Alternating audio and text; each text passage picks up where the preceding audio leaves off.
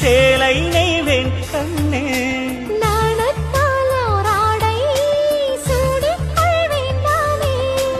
பாயாகும் அடி சொல்லாதே பஞ்சணம் புதையல் ரகசியமே சாய்ந்தாடும் சங்கில் துளி பட்டாலும் முத்தாகிடும் முத்துண்டே செம்பூவே பூவே உன் மேகம் நான் வந்தால் ஒரு வழியுண்டோ